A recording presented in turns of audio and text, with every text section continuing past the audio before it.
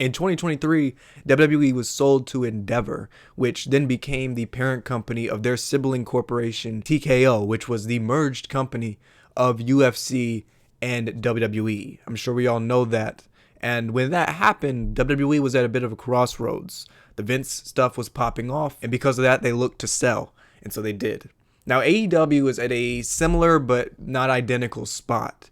Currently, Warner Bros. Has put out feelers for a sale of their company. And we're going to go over that in today's video. I'm going to touch on all things AEW and Warner Bros. Discovery. We're going to go over the details of that potential sale, where that would leave AEW, and what it might affect when it comes to their product and when it comes to them going forward. Thank you so much for joining me. I really do appreciate you. Let's hop into this. All right, so in a recent report, Warner Bros. Discovery announced in a press release that it will put itself up for sale. Warner Bros. Discovery is the owner of HBO, CNN, and other streaming and studio businesses. The company announced in a press release that there would be, quote, a review of strategic alternatives to maximize shareholder value. In layperson's terms, this is a formal way to announce a sale. The announcement came, quote, in light of unsolicited interest the company has received from multiple parties for both the entire company and Warner Bros. Warner Bros. Discovery added that it would evaluate a broad range of strategic options, that's a quote, amid the upcoming planned separation by mid-2026. So there's a timetable for this thing. The review would consider, quote, an alternative separation structure that would enable a merger of Warner Bros. And spinoff of Discovery Global to our shareholders. That's another quote. If you can't tell, there's a lot of quotes in here. CNBC reported that Warner Bros. Discovery rejected multiple bids from Paramount and a separate bid from a larger party. CNBC added that Netflix and Comcast were among the interested parties. Now here's where it gets a little bit interesting. AEW's domestic streaming and television deals are linked with Warner Bros. Discovery through HBO Max and TNT/TBS, respectively. AEW and Warner Bros. Discovery finalized a new media rights deal last year. Multiple outlets reported that the deal's value ranged from $170 million to $185 million. WrestleNomics used $178 million as a way to analyze that AEW's media rights were valued similarly to Raw than NXT. The $185 million figure was reported by Variety, and the $170 million number was reported by Sports Business Journal. I got that from WrestleNomics on Twitter. Go follow them. I'll put their @ on screen. I have a great account, and so I got that whole report from WrestleNomics. They have a great account. Very, very interesting stuff, and we're going to dive into it. Obviously, the question remains, if AEW is sold to those suitors that we talked about there in that article, you know, Netflix, Comcast, Paramount was another one. If they are sold to any of those companies, would those companies value professional wrestling the same way that the previous regime, aka Warner Bros. Does, TNT, TBS? We'll see, and time will only tell. Now, obviously, the interesting factor here is, and I'm sure you've seen it, is that Netflix is one of the companies listed as being potential suitors for AEW. And Netflix is obviously the home of Monday Night Raw. And so if Netflix were to get AEW, that would, in my opinion, spell a very disastrous timeline for AEW. I don't think that would be good at all. Netflix really has no incentive to keep AEW around if they already have Monday Night Raw. There's really no reason for them to juggle those two companies at the same time, and there's really no reason for them to both placate both of them. They would just invest all in WWE. So I don't even think Netflix would want to necessarily keep AEW around if they were to acquire Warner Bros. I think that that would go against every incentive they have. But every other company there, Paramount, Comcast, all of those ones, I think there is an incentive for them to keep AEW around, and I'll get to that here. So AEW is currently not profitable, and they haven't been profitable for a few years. However, I don't see that as being as alarming of a variable as some people might see. I know that a lot of people would see them, oh, they're not profitable, so why would any company want to take them on? Why would any company want to invest in that if they're not profitable? Well, one, they're projected to be profitable in 2025, but I know that's a hypothetical technically, so I'm not going to use that as hard evidence. I'll go a little bit further. Another reason is because they have funding. If you look at, say, WCW, the reason why they didn't quite work is because they needed funding. Ted Turner needed to fund them, and he was the reason why WCW was still around. And without Ted Turner, without his sort of desire to keep wrestling on the Turner networks, WCW would cease to exist, and it would have ceased to exist long before 2001. Ted Turner was keeping that afloat, and they needed funding from the network, aka additional resources from the network beyond just the initial investment to keep the company afloat. And so with AEW, you're not going to see that because they have funding.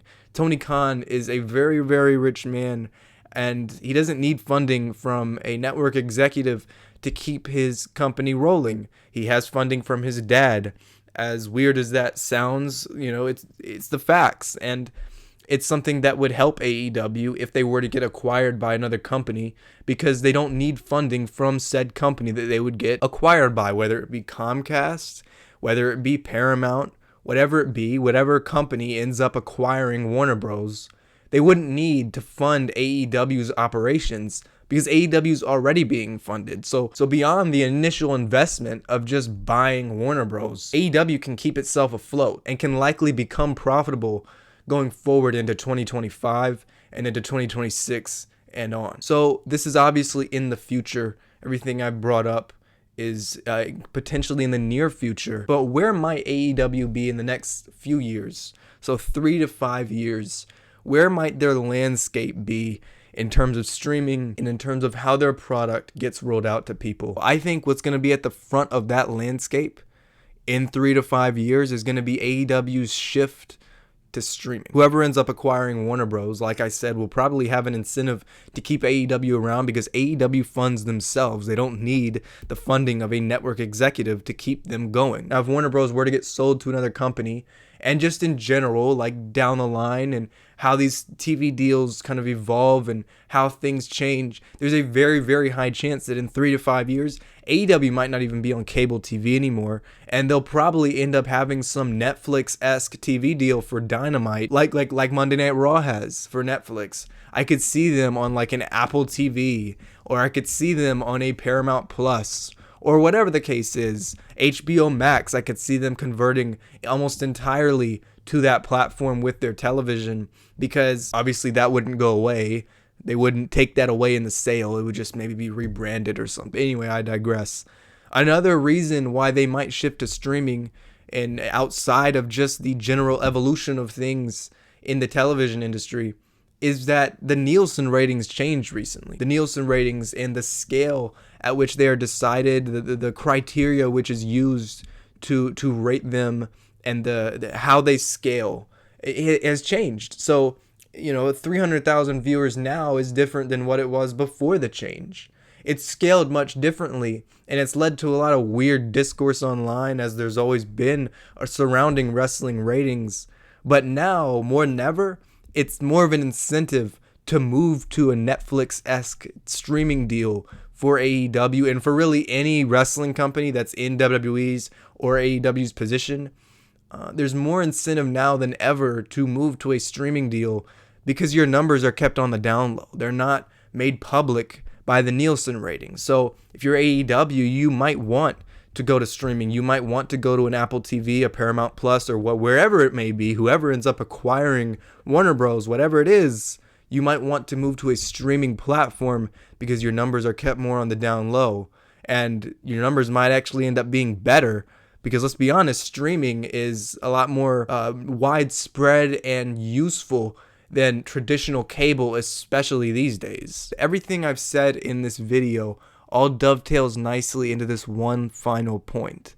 That one final point is wrestling discourse is weird. Because if there's one thing that I've at least taken away from this whole situation, doing a little bit of research, looking on Twitter on this subject, it's made me I've realized this for a long time, but it's made me double down on this belief that discourse on wrestling Twitter is just plain weird. People have such agenda-based discourse. There's so many things that run rampant online, so many ridiculous things that just either are not true, you know, like an agenda-based conversation. They just come from a place of bias. And it's no different here. Agenda-based wrestling discourse is the driver of most wrestling conversation these days. And it's really unfortunate.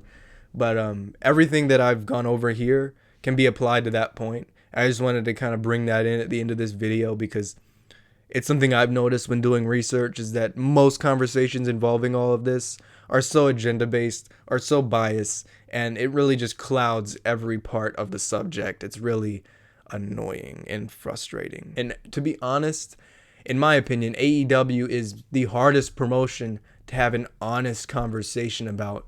It's been that way for several years, but this type of thing where, oh, AEW is going to get sold, or Warner Bros. Is going to get sold, and now everyone is on Twitter acting like AEW is going to cease to exist in a year's time.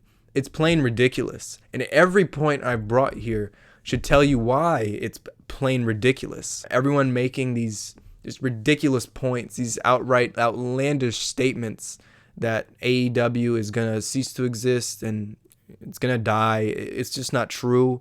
I don't think that's going to happen. I've given you reasons as to why that's not going to happen.